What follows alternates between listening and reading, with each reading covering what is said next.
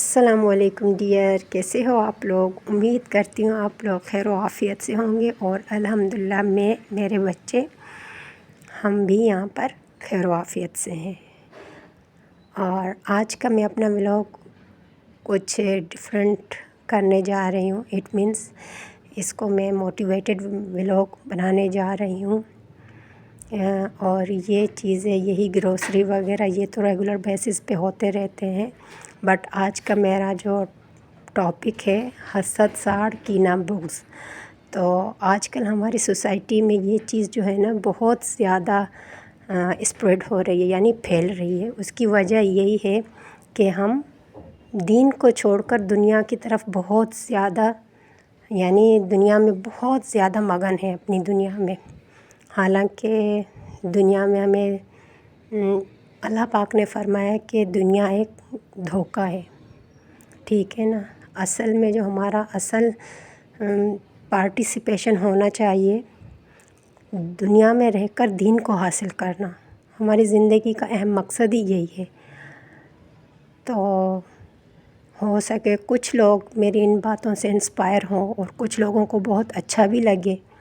یہ ایسی باتیں کچھ لوگوں کو بہت اچھی لگتی ہیں، سنتے ہیں، بٹ کچھ لوگوں کو یا اٹ مینس یہ موٹیویٹڈ ولاگ وغیرہ ان سے دور ہی رہتے ہیں۔ بہرحال کوئی بھی اس سے انسپائر ہو تو ویل اینڈ گڈ، اچھی بات ہے۔ اللہ پاک کو بھی ہمیں راضی کرنا ہے اپنے کاموں میں، ساتھ ساتھ ہمیں اللہ پاک کی بھی رضا چاہیے ہوتی ہے۔ تو میرا یعنی اس ٹاپک کو، اس موٹیویٹڈ ولاگ کو شیئر کرنے کا مقصد یہی ہے کہ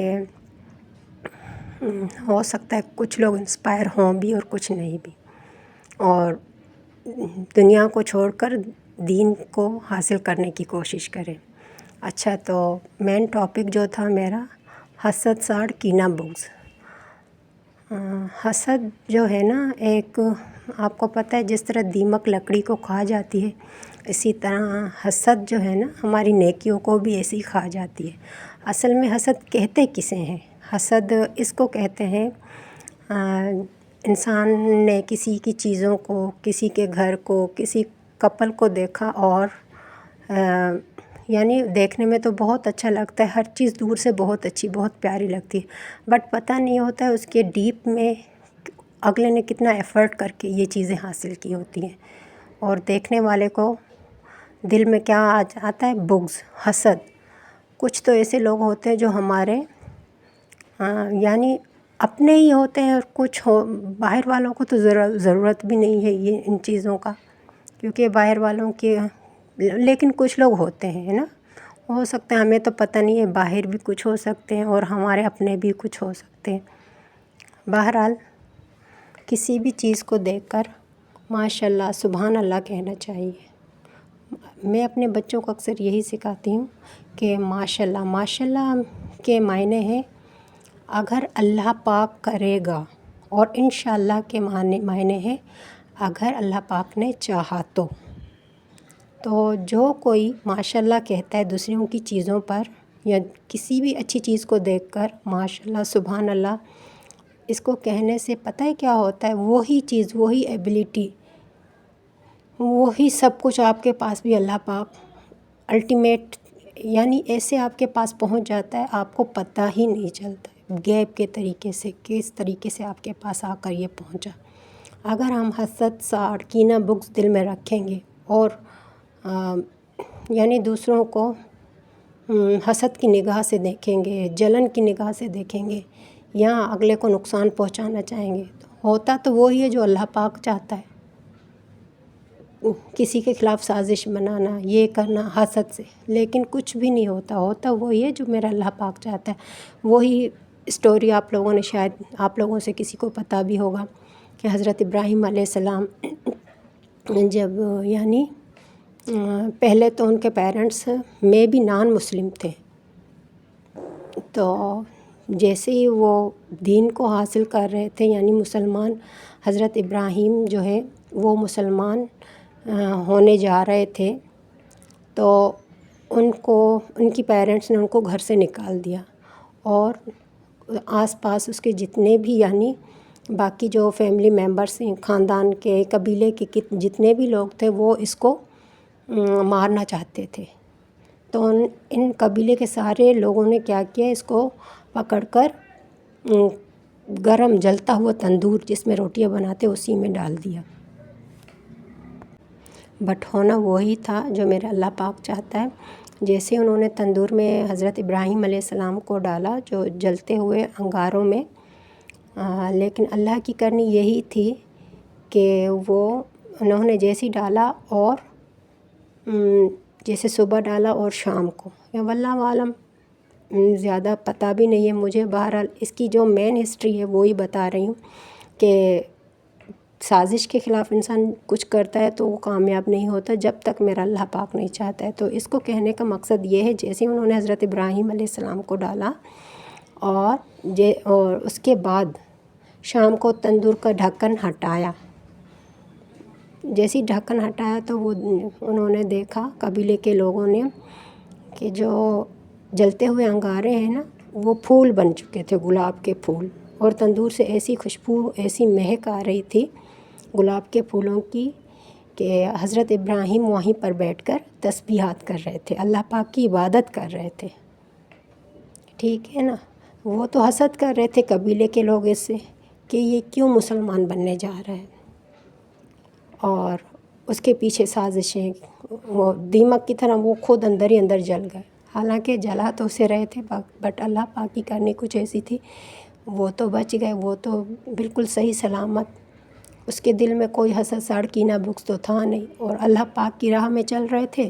سازشوں کے خلاف جو سازش کر رہے تھے وہ خود ہی اندر جل گئے اور جل رہے تھے، اور ایسے لوگ تا قیامت تک جلتے ہیں، اپنی دنیا تو ختم کرتے ہیں، آخرت کو بھی ختم کر لیتے ہیں۔ بہرحال میری اتنی چھوٹی سی موٹیویٹڈ ولاگ کا مقصد، اہم مقصد یہی ہے کہ آج کل یہ چیز ہمارے سوسائٹی میں بہت زیادہ اسپریڈ ہو رہی ہے، بہت زیادہ پھیل رہی ہے۔ کہیں پر میں نے دیکھا تھا کہ رکشے کے پیچھے حسد نہ کر، محنت کر، ٹھیک ہے نا۔ اگلا اگر اسی پوسٹ پہ پہنچا ہے یا کوئی چیز حاصل کر چکا ہے تو اس کے پیچھے ہو سکتا ہے اس نے پتہ نہیں کتنی ایفرٹس کی ہوں گی، پتہ نہیں کتنا محنت کیا ہوگا، کتنا صبر کیا ہوگا، اور دیکھنے والوں کو بس یہی لگتا ہے کہ اس کو بیٹھ کر ہی سب کچھ ملا ہے۔ بہرحال ان باتوں کے کہنے کا مقصد بھی کچھ نہیں ہے، سب کو سب کچھ پتہ ہوتا ہے، بٹ پھر بھی ریکال کروانے کا مقصد یہی ہے کہ ہو سکتا ہے اللہ پاک کسی کو ہدایت دے میری طرف سے، میری وجہ سے، جس کا ذریعہ میں بن سکوں۔ انشاءاللہ اللہ سے یہی امید ہے۔ میں اپنا حصہ ڈال رہی ہوں اللہ کی راہ میں، باقی ہر کوئی اپنے حساب سے کر رہا ہے، جو جیسے کرتا ہے وہ ویسے ہی، جیسی نیت ویسی مراد ہوتی ہے، ٹھیک ہے نا۔ تو یہی چیزیں ریگولر دکھانا، یہی باتیں کرنا، تو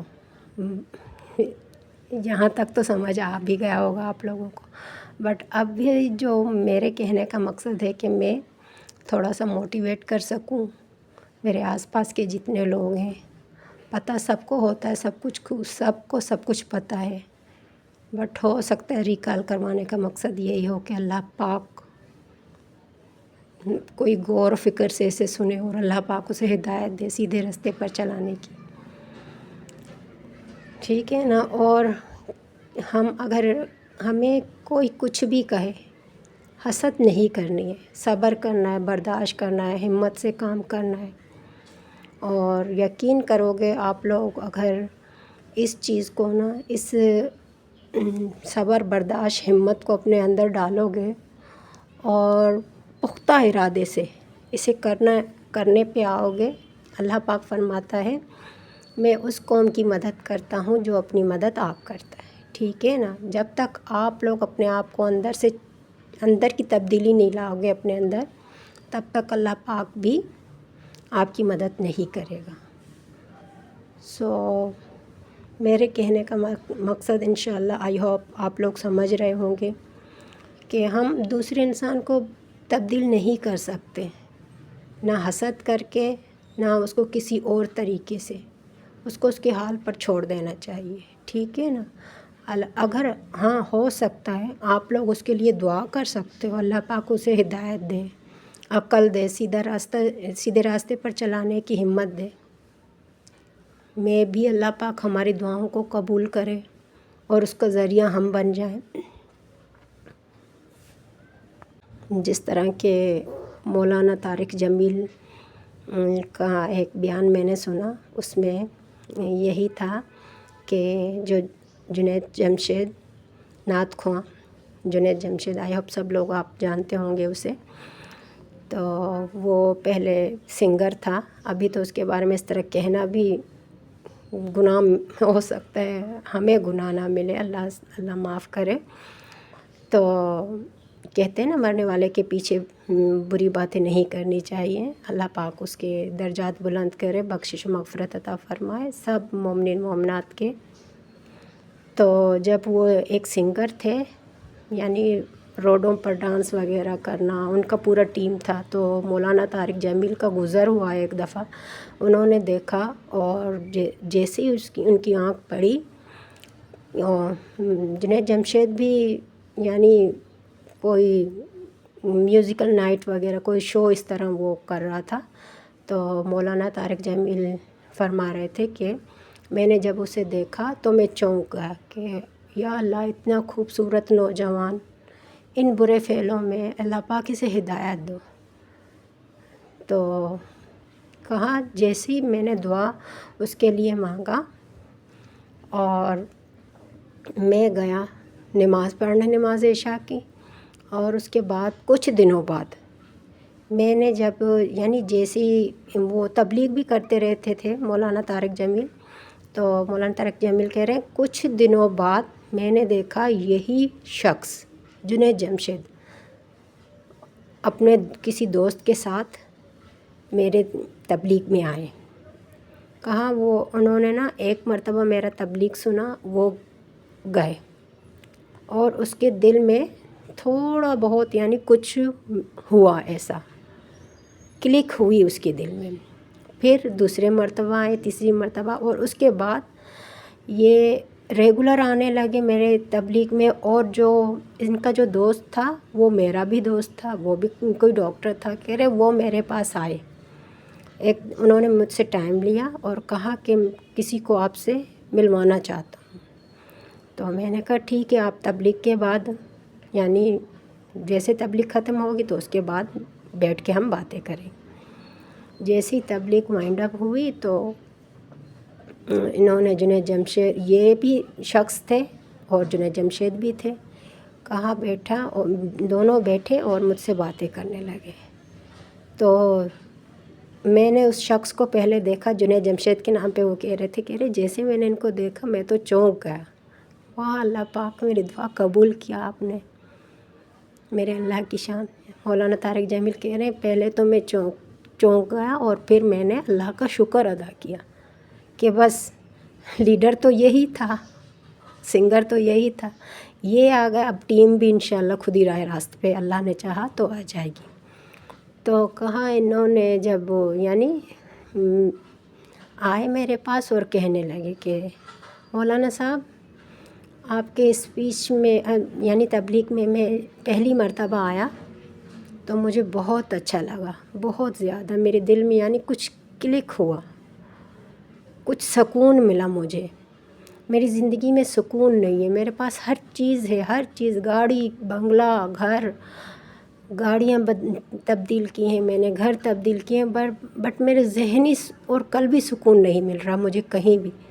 اور جیسے ہی میں آپ کی اس تبلیغ میں آیا تو مجھے تھوڑا سا سکون ملا، اور اسی طرح میں 2-3 مرتبہ آیا، اور الحمدللہ اب تو میرا دل کہتا ہے کہ میں ریگولر آپ کی تبلیغ سنوں۔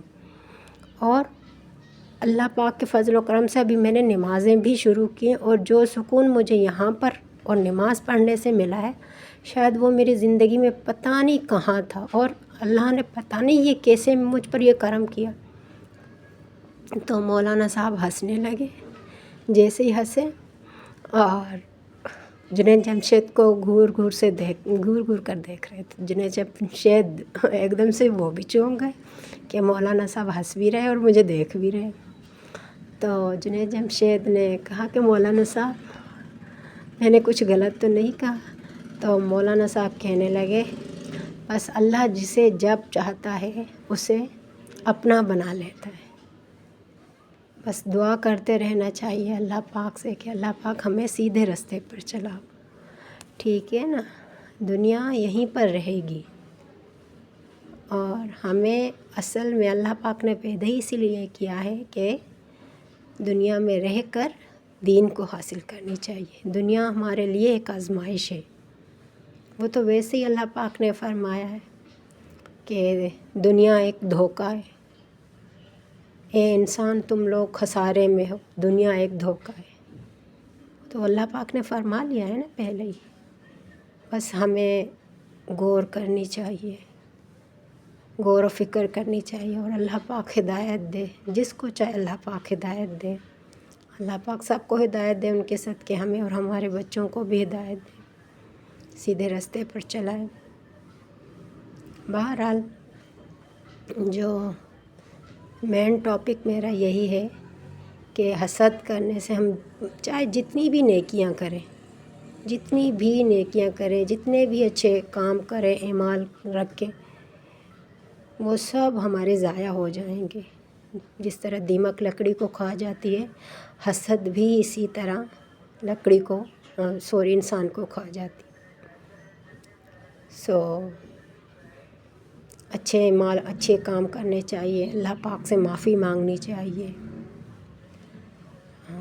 کوئی کچھ ہمیں کہتا ہے تو ہمیں خیر غصہ تو آ جاتا ہے کہ ہم بھی اس سے بدلہ لیں گے، حسد کینہ بغض رکھتے ہیں دل میں، لیکن ہم کیوں بدلہ لیں؟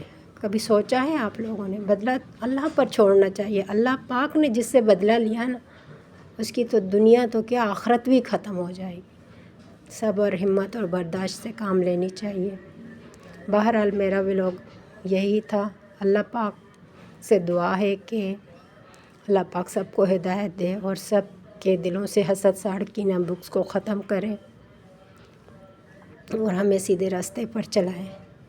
میرا یہ موٹیویٹڈ ولاگ بس اس لیے بنا رہی ہوں کہ اللہ پاک راضی ہو ہم سے، اور یہیں تک تھا میرا ولاگ۔ اللہ حافظ۔